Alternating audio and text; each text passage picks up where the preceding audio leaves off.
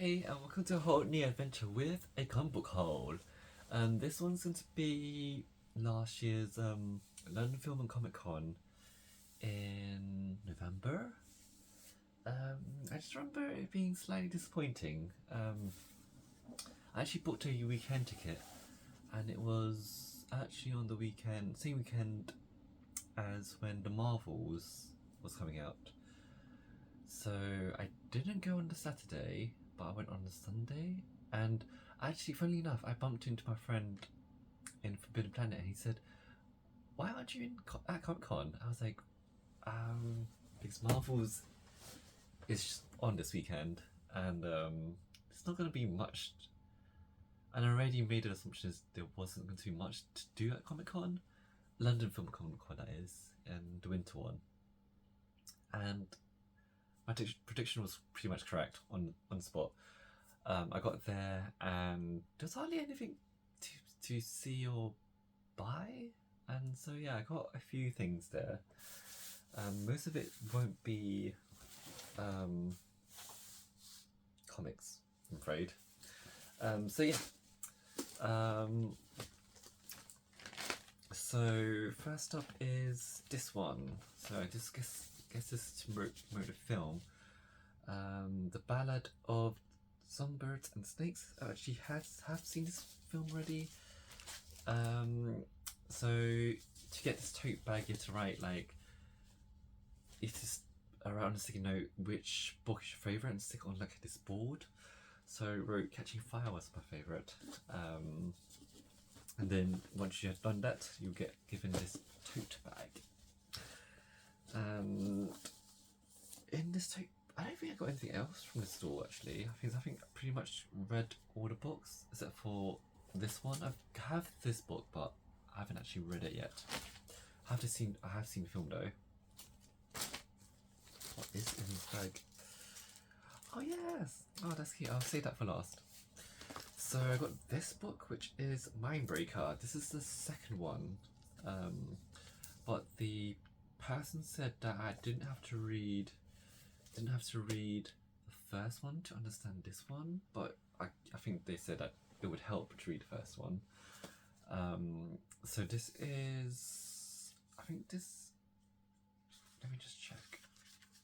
Mindbreaker. Yes, this is signed by Kate. This is signed and written by Kate Dillon, who wrote this book. Don't know much about it actually, but I thought it was a really cool cover. I love the design. It's science fiction. That was my first question when I saw it. I asked them, is it science fiction?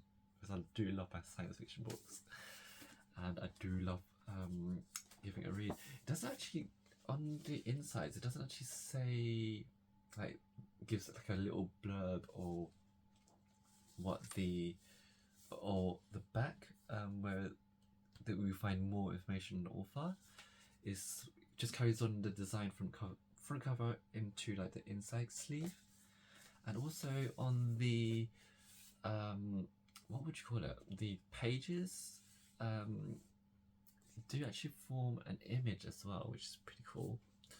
And the spine doesn't actually have the title. It says "No More Quiet Rebellions" on the spine.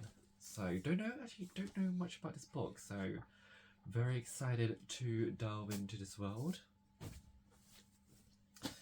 And this one, okay, so this one was, if you buy Yellow Face, the novel, from one of the stores, this is what you would get. So you get this tote bag which says, may contain stolen books. So that's what I got from this store. I think I got a few more books from the store as well, but can't quite remember which one's which. I got, I think, 2 for a priced amount. So I got so from different bookstores. I got Brandon Sanderson's Skyward Claim the Stars.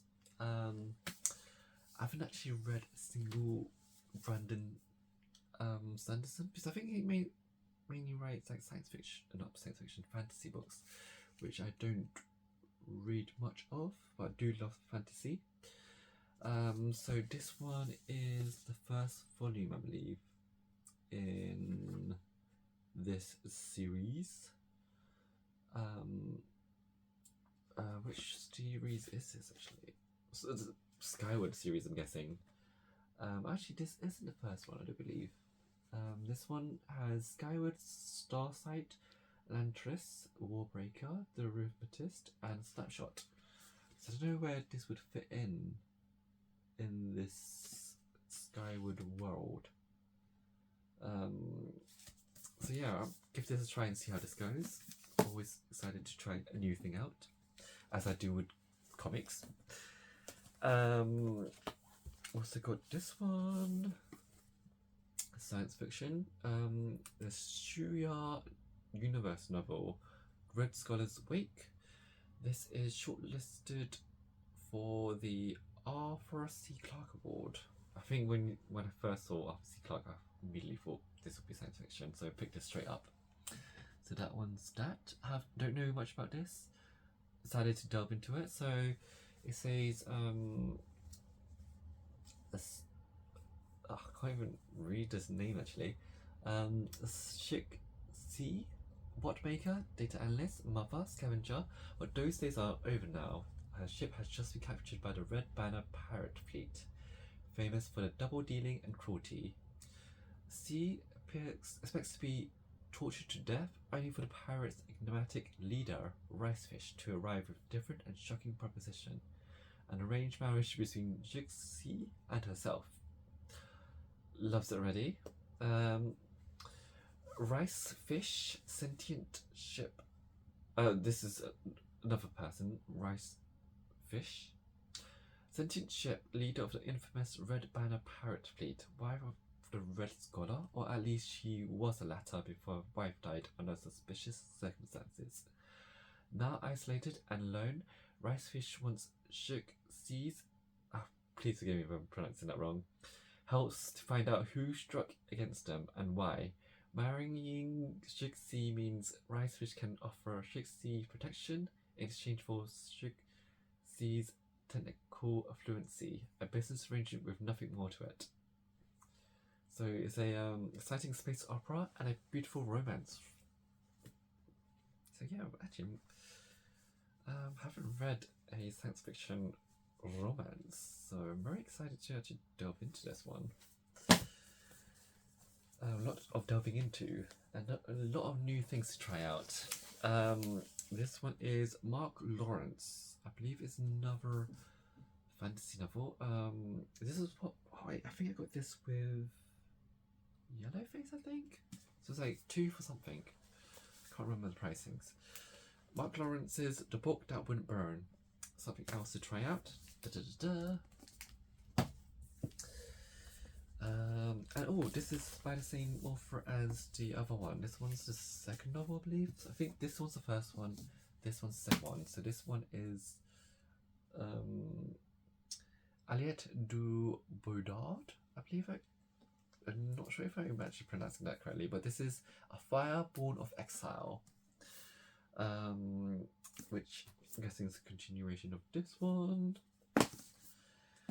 And yeah, so here it is, Yellowface by Rebecca F. Kwong. So this one, I've read the blurb for this, it's pretty interesting. Where's the blurb? So Athena Liu is a literary darling, and June Hayward is literally nobody. What lies? When Athena dies in a freak accident, June steals her unpublished manuscript and publishes as her own under the ambiguous name Juniper Song. Dark humor. But as evidence threatens June's stolen success, she discovers exactly how far she'll keep to what she thinks she deserves. Deadly consequences. What happens next is entirely everyone else's fault. So I think I got this for like a really bargain price. Really bargain price. And it recently won I believe not Waterstones, Foyle's like book fiction of the year. So yeah, I'm very excited to delve into this. That one's that. And so I think at one of the stores I got like this very cute pen. Victoria Alessa's, this one, and the bookmark, which is this one, which one looks very pretty. So that's that for the books. So yeah, got a lot of agency too. And I'll leave that to last actually. And these ones. So for the comic book side of things, I got these ones. So I got so these were 3 for 2 from Incognito Comics. So first up is Young Avengers. This is volume 1, Psychics. So this one must be like one of the earlier Young Avengers, I think, maybe. Which publishes Young Avengers numbers 1 to 6. So it features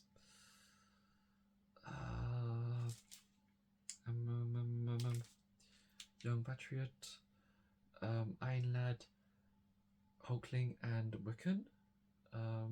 There we go. Very cute. Beyond. I actually haven't read this yet. I remember, I think it was published in Mighty World of Marvel as well. The UK collector's edition comic from Panini. So I think that was published in that, but that was around the time that I stopped reading Mighty World of Marvel actually, during my teen years. So yeah, very excited to delve into this and see how it goes. I do remember, was it the same artist that did like Golden Child and like a few Marvel team up issues? So very excited to delve into this because I thoroughly enjoyed that. And this one, this is Year in Review 2000 to 2001 Fanboys and Bad Girls, Bill's and Joe's Marvelous Adventure. Spotlighting the finest illustrations, examining the most controversial decisions, and revealing behind the scenes scandals surrounding comics' greatest comebacks. And yeah, this was features a Spot the She-Hulk. So Spot the She-Hulk just here. So yeah, I'm guessing this will give like a behind the scenes of who is this? So it features is by Jim McLaughlin. From interviews, excerpts from Joe Quesada and Bill James. So there we go. During that era. Wait, is that during the era? Just to think what era this would be. So who would this be around? At Ultimates, I'm guessing? When that was starting off? I don't know. I'm getting my timelines wrong. So yeah, there we go. This looks like an interesting mix, and I love the illustration at the back as well, which is also cute. And yeah, I also got this like little Lego of She-Hulk. This is from the like little mini packs series 2 of the Marvel What's Hits.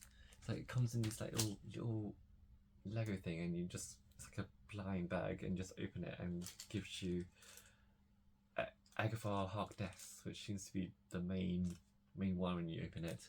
But yeah, I got this because I haven't actually got She-Hulk. And this one comes in with like a little book and a little stand, a little phone with Wong calling She-Hulk. This is most likely the She-Hulk from... Yeah, this is the She-Hulk from the Disney Plus series. So there you go.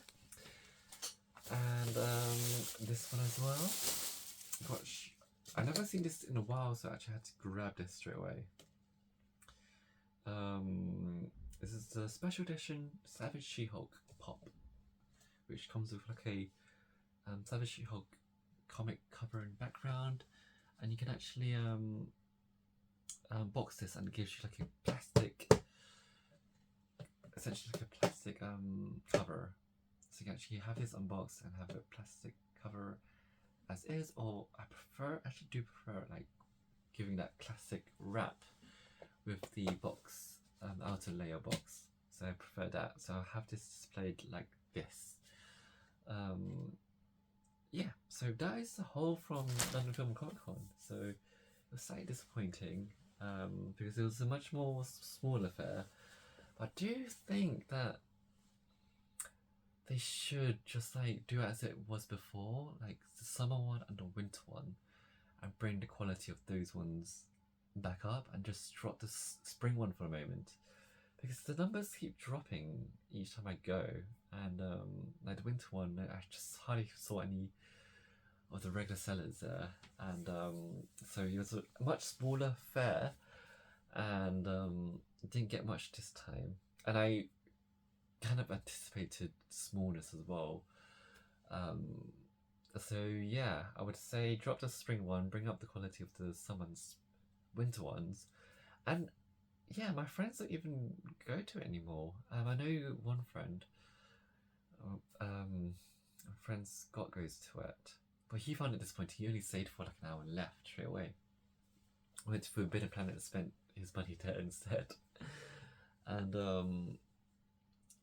yeah, I would say bring up the quality, and also because if the quality isn't there, people are not going to attend, and less and less people going to attend, and just find like my friend Scott, who just stays for about an hour and just leaves. And truly, I didn't stay there for that long as well because there wasn't much for me to do. I went on a study as well, which was the quite of the 2 days. I don't think it would have been 2 days worth of things to do. Definitely not.